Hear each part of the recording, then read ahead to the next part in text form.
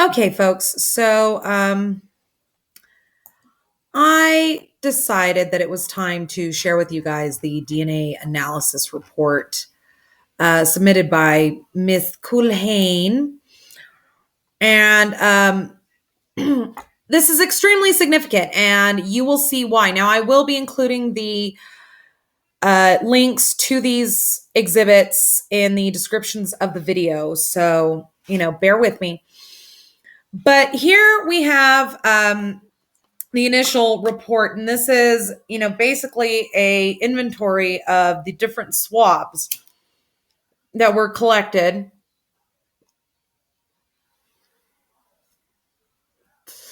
from Teresa Halbach's vehicle. And these are items A1 through A14. All right. I'm sorry, A1 through A23. Now, what you will also notice is that they collected evidence from a blue Pontiac Grand Am, which apparently is registered to Stephen Avery. Now, the thing about this, folks, is that, obviously all of these stains in Stephen Avery's car are from him, but let's not get ahead of ourselves. They also collected, you will see, one Toyota key attached to a blue keyring and item D1, which is a red-handled toothbrush reportedly belonging to Teresa Halbach. This is where it gets interesting. And this is why you guys need to pay attention, because that bullet is going to come into play here in a minute. Chemical analysis of the reddish-brown question stains of items basically A1 through A23 and B1 through B5 indicated the presence of blood. This is very important because that bullet, she was unable to state whether or not there was any blood on that bullet, but obviously she can tell if it originates from blood. So the fact that there was no indication in her report of there being any blood on that bullet indicates that the DNA profile, the DNA on the bullet came from a source other than blood. Which, why would it do that if it went through Teresa Halbach's head? Now, you scroll down a little bit further. I'm just going to scroll through to the pertinent areas. You'll notice here it says the profile developed from items A1 through A14 are consistent with originating from the same female individual. The profile developed from items A6 through A12 and B1 through B5 and C are consistent with originating from the same male individual. You will see here how they pulled up Stephen's DNA profile from the federal database. Now, this is where it gets interesting, guys. When you scroll down past that initial report and you go further, you'll see that they also collected a bunch of other stuff. Black-handled steak knife, rocks from the quarry, tissue collected from a gravel mound, numerous small pieces of apparent charred material, 2 more pieces of charred material, and then 3 pieces of charred material. Now, if you notice, these are labeled 3 very different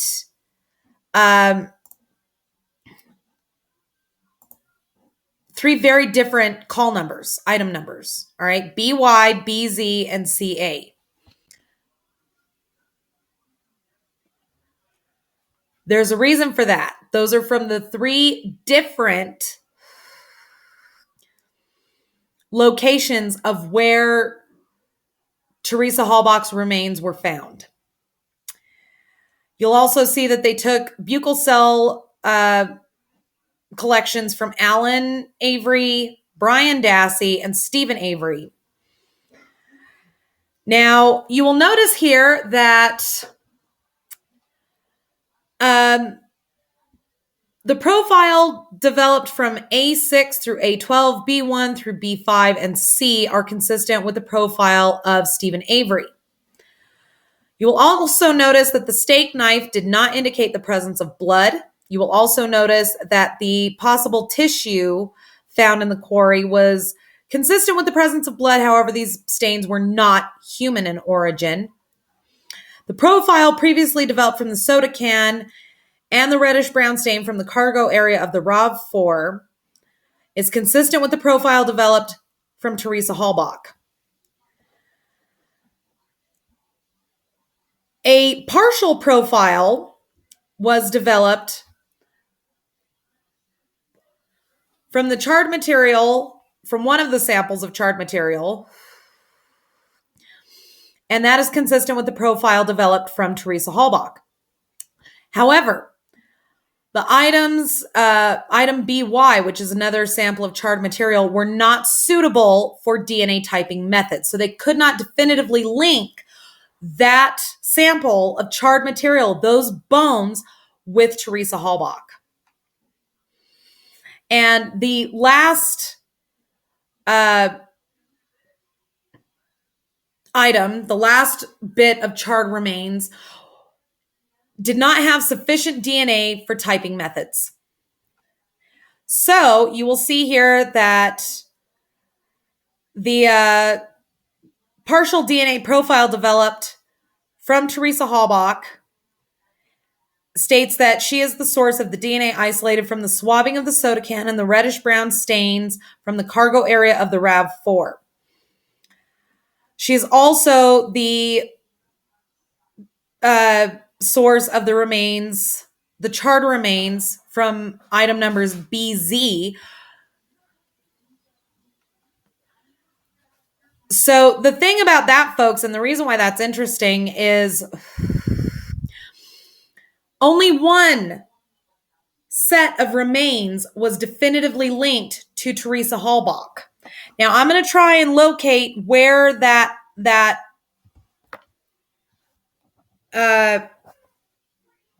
remains, where the source was, which area it was found in, whether it was the burn pit, the burn barrel, or the gravel quarry. Once we know that, we'll have more information. Now, you'll see here that this is the DNA report from all of the, they tested basically everything from Stephen Avery's residence. And you'll also see here that they collected a buccal cell standard from Brendan Dassey. There's some work gloves, some cutlery, yada, yada, yada. You know, the creeper, they did test the creeper, the leg irons, you know, basically all of this stuff. Chemical analysis of basically every fucking item did not indicate the presence of blood. Chemical analysis on the yellow work gloves tested inconclusive for the presence of blood. And as you scroll further down, you'll see the profile developed from the question stain near the light switch is from a female individual, but is not consistent with Teresa Halbach.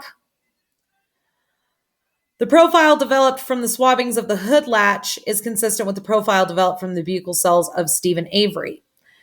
Let's see ID. Let's try and find where, aha, items, EM, blah, blah, blah. Here it is, ID. Were extracted for the possible presence of DNA. Human DNA was isolated and subsequent STR typing was performed. The thing is that nowhere in here does it state what the source was, meaning no sweat. You can't say that it was developed from sweat, Mr. Kratz. God. All right, we're going to continue the DNA analysis in the next video. Join us soon. Thank you for watching.